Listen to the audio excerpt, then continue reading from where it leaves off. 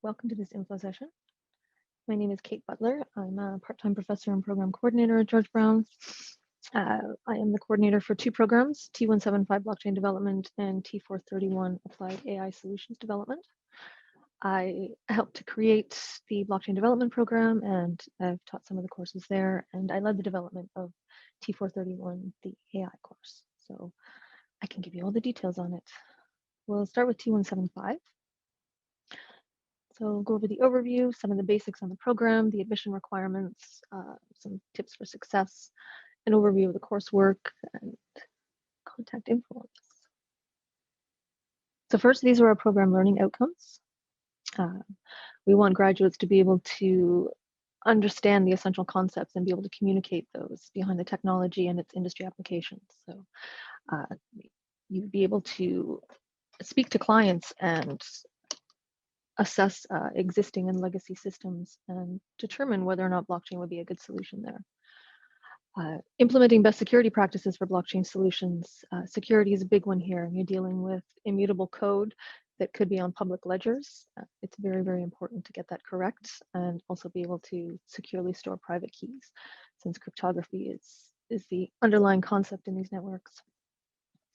Students will be able to design crypto economic models to solve business solutions. So this could be tokenized incentive models, things like the consensus layer of proof of work and proof of stake blockchains. These all rely on game theory, mechanism design, and crypto economic models. Graduates will be able to design the architecture of decentralized applications and systems. So that's right from the decentralized application layer of writing smart contracts down to building the entire full-end system with a blockchain solution in the middle, connecting it to decentralized or centralized storage solutions, and building the front-end interfaces for these. Students will be able to develop these decentralized applications. We also cover the legal implications and the evolving regulatory space and standards that are relevant to this tech. We have a course that touches on some agile project management principles. That's number 8. And number 9, contributing to the field and blockchain community through open source projects, partnerships, and community involvement. We encourage participation in hackathons. We've sponsored conferences in the past in return for passes for students to attend. The next important piece, the program is designed using a block delivery format. So this is a little different from your average college course. The classes will not last for the full length of a semester. Instead, they're broken up into blocks. This lets us focus on individual pieces of this rather complex topic and break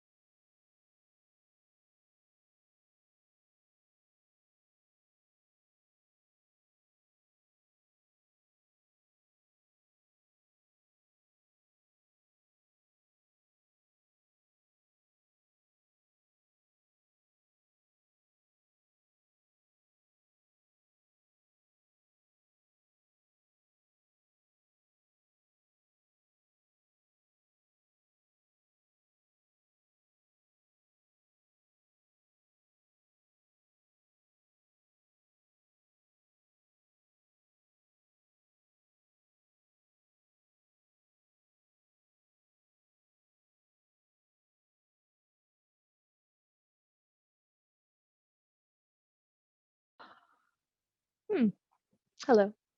And my internet has just crashed, but I'm tethered to my phone. So let's progress on with this.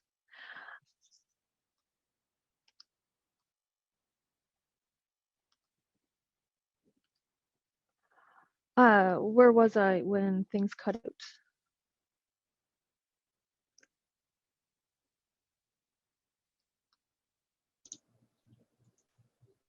I believe the last slide you were on was the program overview.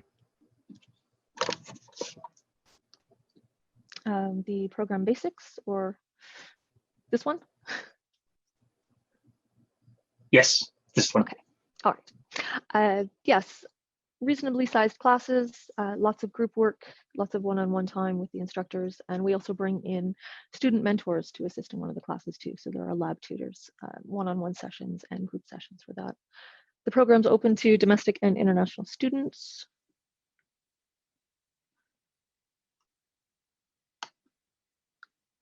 Mission requirements. So applications are selected on basis of academic achievements. The requirement is a 2 or a 3-year diploma or a bachelor's degree in information technology, computer science, software engineering, or some sort of related field. There is an English language proficiency test, and you can find more information on that on the website for T175.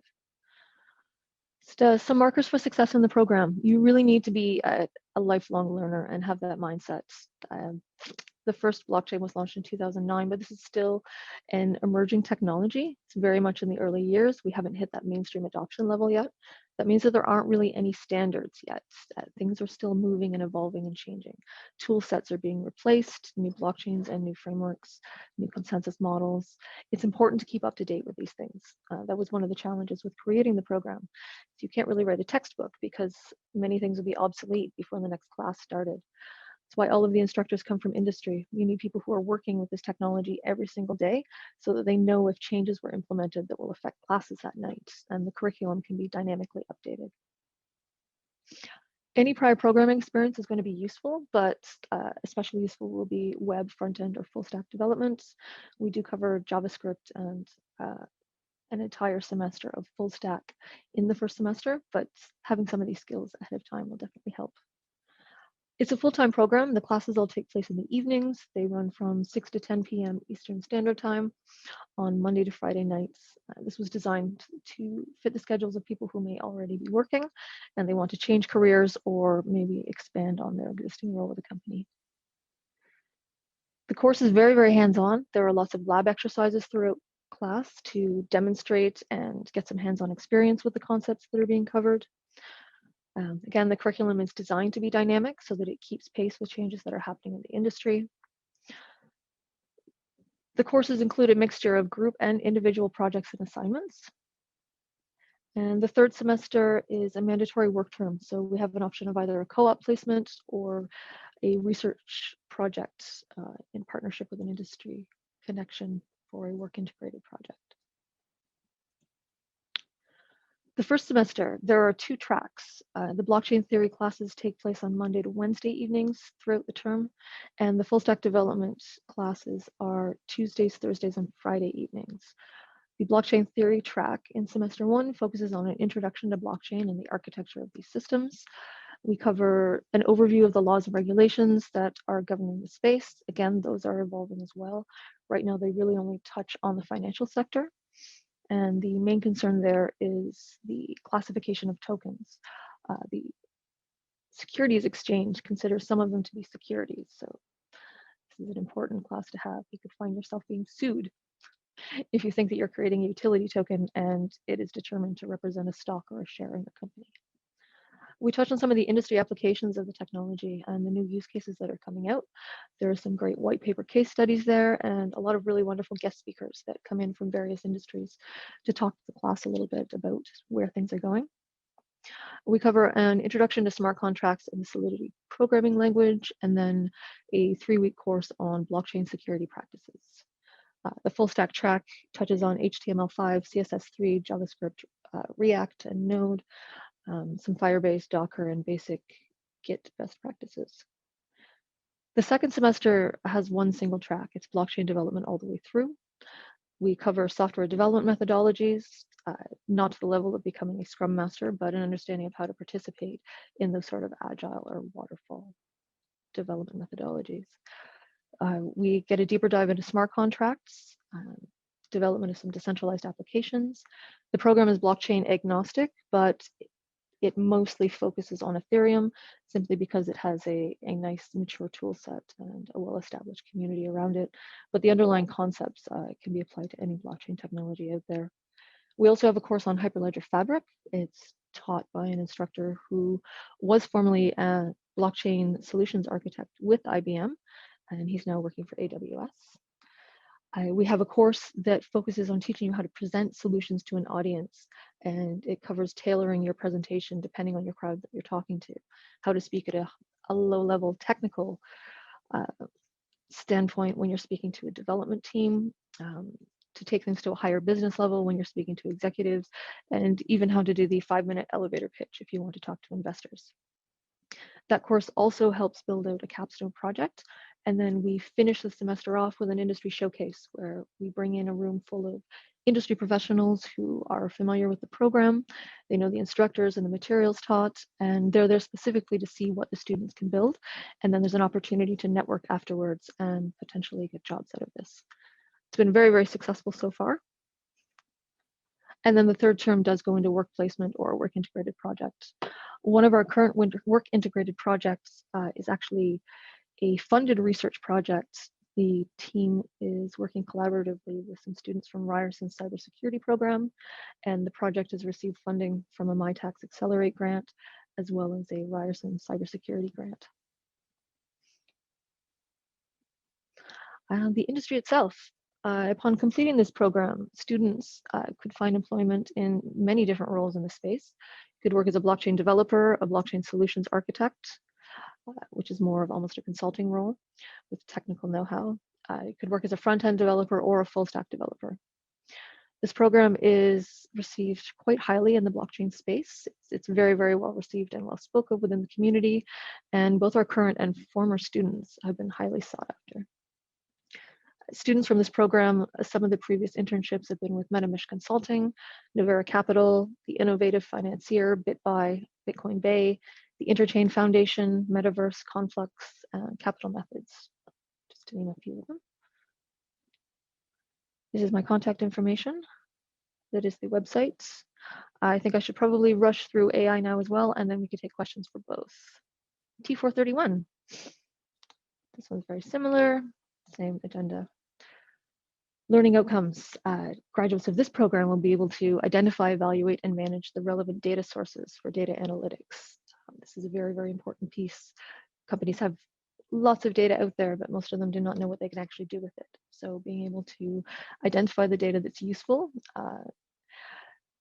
manage it, and put it into a usable state to actually enter into these data analytics projects. The ability to use that will allow you to step into the business translator role, which was identified by industry as a very pressing need in the space.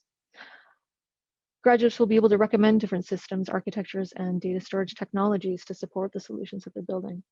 They'll be able to develop and deploy machine learning and deep learning systems for a variety of different industry use cases. They'll be able to assess and apply appropriate mathematical models, algorithms, tools, and frameworks when they're developing these solutions. They will be able to design and present solutions to stakeholders using various data visualizations. Those tools will be touched on in several courses. They'll be able to apply the relevant legal, ethical, privacy, and security-related standards and considerations in these projects. It's important to protect the privacy and confidentiality of data, especially when you get into things like the healthcare sector, and the ethical need to address data bias and transparency, which also ensures the integrity of the data. Graduates will also implement artificial intelligence systems on time and budget using the best practices and strategies in design thinking, project management, and lifecycle management, and design AI systems through the application of systematic approaches and methodologies to meet the growing organizational needs. This program was designed with a three-pronged approach. We've touched on computer science, mathematics, and business to deliver this program. Combining the three of them, we're teaching design thinking approaches when actually creating these solutions. We cover building intuitive dashboards to actually communicate the results and findings out the other way. And there will be preparatory training and simulated experiences for tailoring their presentations to different audiences, very similar to the blockchain program. Again, there's a September and a fall intake.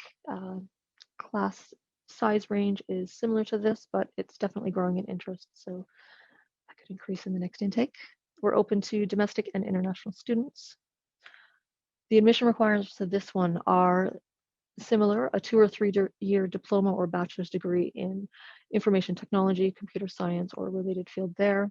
But applicants who have a diploma or bachelor's degree in an unrelated field, but who have experience that's gained outside of an academic setting, could still fill out a questionnaire and go through an interview process to assess those skills.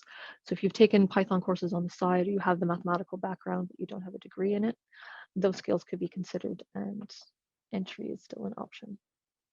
The same language proficiency requirements for this one. More details on that can be found on the George Brown website. Success in this one. Motivated lifelong learner is also a key skill for this course.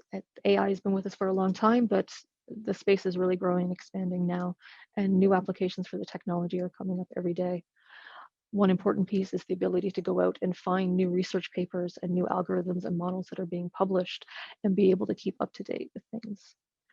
We need a strong foundational knowledge of the important math pieces for working with AI projects. You'll need statistics and probability, linear algebra, calculus, and very strong knowledge of the Python programming language. You'll be using Python all through this, but there isn't space to teach the language from scratch.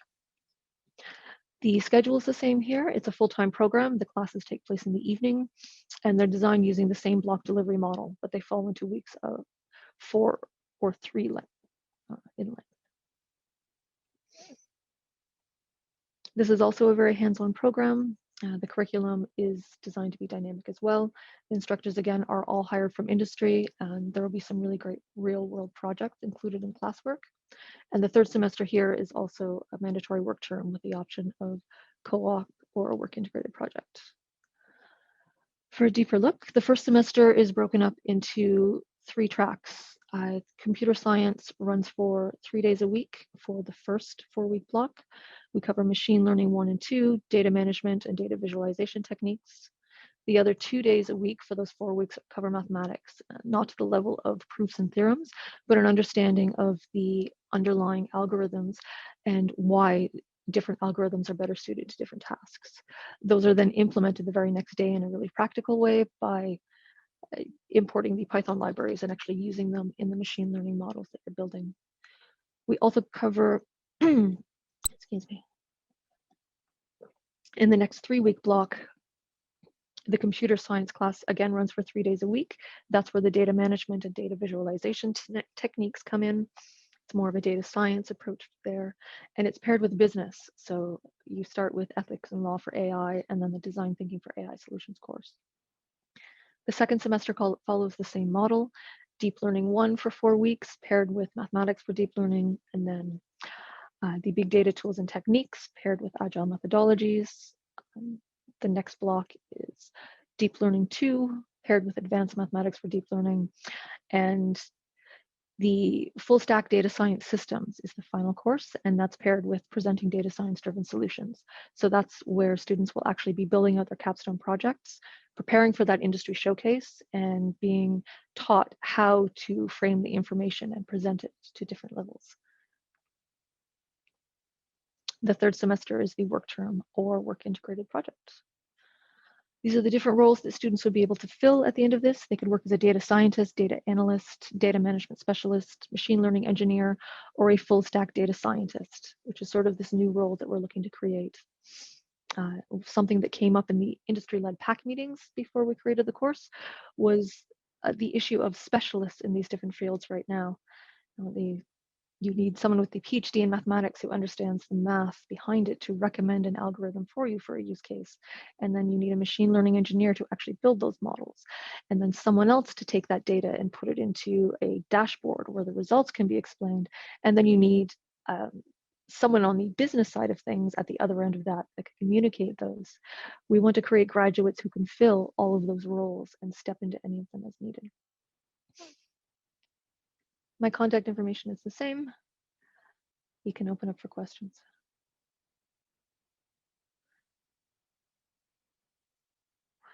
It's most likely going to be delivered online for September, but we are going by Health Canada guidelines, so there's really no way to know any of that in advance.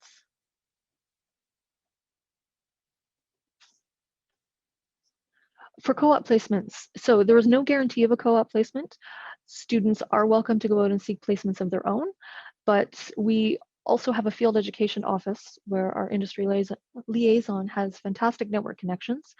I have some pretty great network connections, and all of our instructors come from industry and they have wonderful network connections. So we promote the industry showcase before leading up to that, and we encourage industry members to come in and watch. We also bring in job postings all through the second semester, and those will be posted for students to apply to. All 3 tracks are mandatory. Yes, they build on each other, so they go in order. You start at the beginning and work your way to the end.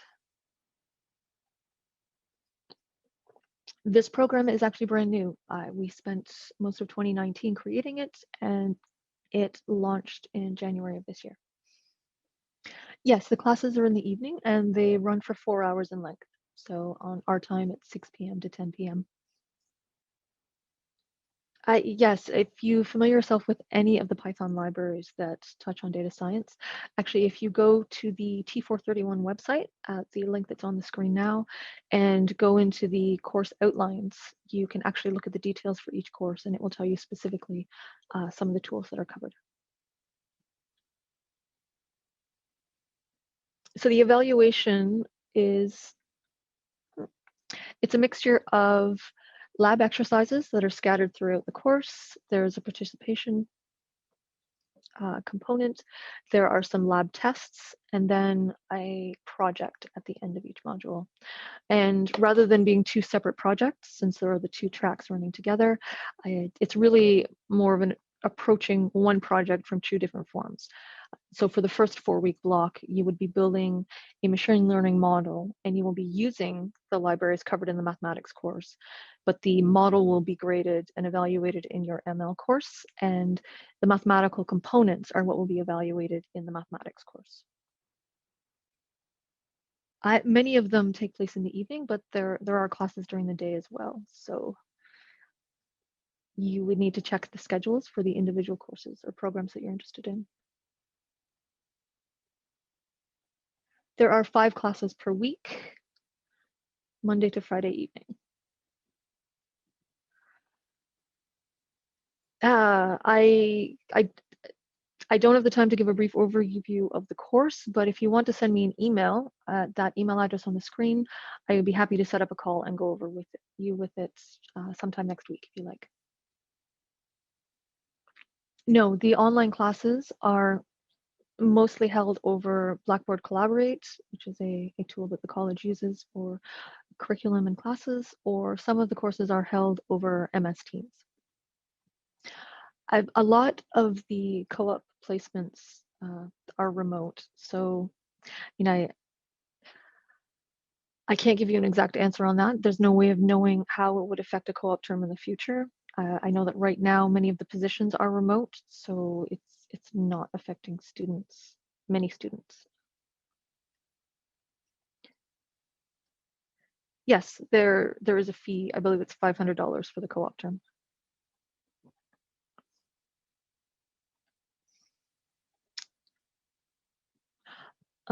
Discussion with the current students. Yes, that could be possible. Again, if you would like to send me an email, I can reach out to the current group of students and see if any of them are interested and available for an info session to talk a little as well.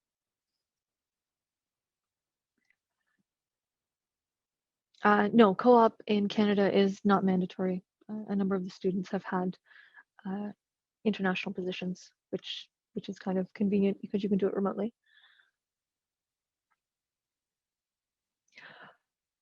When the lockdown is over and classes are back to normal, at this point, the course is designed to be live and in person.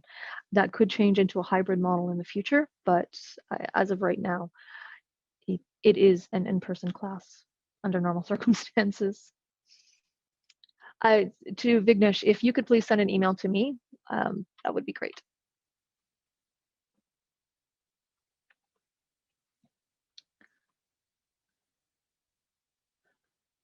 PC requirements. So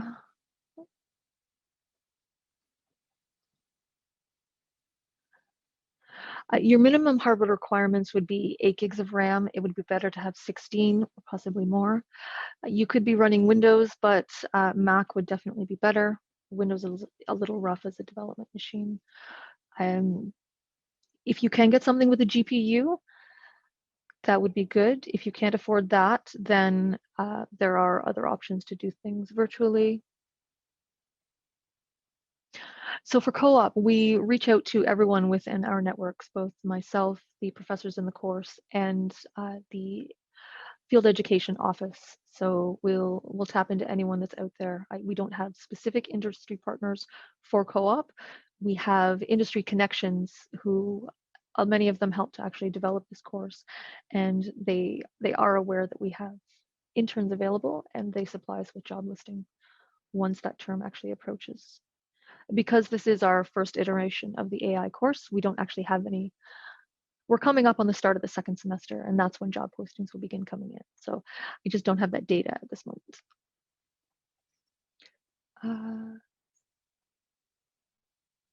For international students. No, you can attend the lectures online from Canada if you were. Yes, you don't need to attend from your home country. You can attend the online lectures from anywhere as long as we're online. Specific prerequisites for the course. Yes, you need to have a strong background in mathematics, specifically statistics, probability, algebra, and calculus, and you need to have a good working knowledge of the Python programming language. You'll be using it, but we don't have the time to teach it from scratch. That would be a question for admissions, Nikita. I don't know when you would receive the answer on your application. Class strength, do you mean the size of the class? Number of students?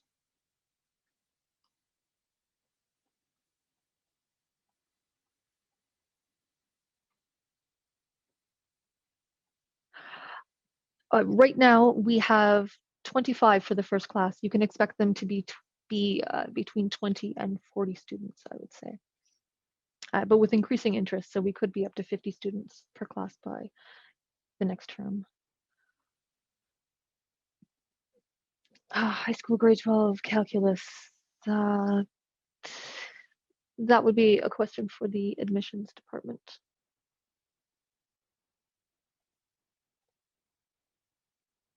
I can't tell you what would be accepted or denied by them, unfortunately.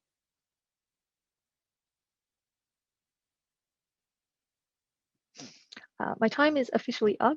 If anyone else has questions, feel free to email me or connect on LinkedIn if you like, and we can certainly set up calls to go over more details in the future if that's something that you would like.